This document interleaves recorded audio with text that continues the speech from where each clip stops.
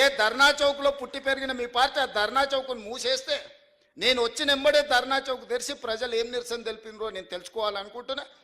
ఆ ధర్నా చౌక్లో నిరసన వాళ్ళ యొక్క సమస్య, ఆ సమస్యను పరిష్కరించడం మా బాధ్యత. ధర్నా చౌక్ ఓపెన్ చేసినందుకు నా మీద కోపం ఉందా, నాకు పట్టు రాలేదా అని నేను అడుగుతున్నా. నేను ధర్నాలు చేయనిచ్చినందుకే కదా మీరు పట్టు రాలేదంటున్నారు. అదే పోలీస్ సిబ్బంది ఒక 11 మంది మాత్రమే మారినాం. ఒక కుటుంబం ఒక 11 మంది మంత్రులు మారిన, మిగతాళ్ళంతా సేమ్ అదే వ్యవస్థ కదా.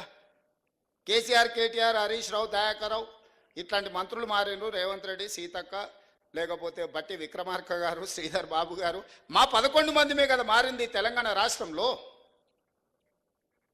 ఉన్న వ్యవస్థ మొత్తం అదే కదా. అదే పోలీసులకు నేను ఆదేశాలు ఇస్తే నిమిషాలలో ఇళ్ళకి వెళ్ళి బయటకు వెళ్ళకుండా అందరిని లోపలేసి తాళం వేసి వంగబెట్టి దంచరా? కోదండరాం తలుపులు వలగొట్టిన వాళ్ళు కేటీఆర్ తలుపులు వలగొట్టి ఈపులు వాళ్ళకి దంచరా? నువ్వు చెప్పినవు, నేను చెప్పలేదు. నేను అట్లాంటి విధానానికి వ్యతిరేకం కాబట్టి మీరు బయటకు వచ్చి ధర్నాలు చేస్తూ, దీక్షలు చేస్తూ నన్ను తిడుతురు.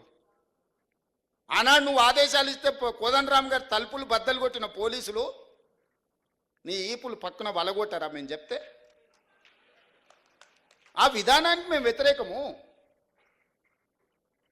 అరే వాళ్ళ బాధ ఏముందో చెప్పుకొని అనరా, వింటే అందులో ఏదైనా రీజనబుల్ ఏమన్నా ఇష్యూ ఉంటే రిజాల్వ్ చేయాలనే ఆలోచనతోటి మేము అవకాశం ఇస్తున్నాము. సేమ్ అదే పోలీస్ వ్యవస్థతో మీరు అంచవేసినట్టు మేము అంచేయలేమా? మాకు తెలియదా? ఆ మాత్రం తెలివి లేకుంటేనే 20 ఏళ్ళ అపోజిషన్లో ZPTC, MLA, MLC, MP, party president, ముఖ్యమంత్రి అయిన 20 ఏళ్ళు ఏం తెలియకుండానే ఇంత దూరం వచ్చినా మీరు అవకాశం ఇచ్చారా?